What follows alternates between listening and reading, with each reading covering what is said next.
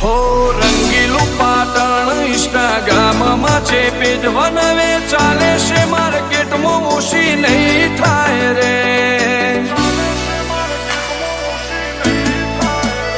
હો ને ભાડાની મેલડીને શિહોરીના આશીર્વાદ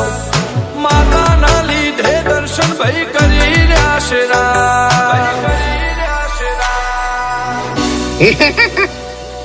ટોપમાં નહીં પણ ટોપ 10 માં ચાલે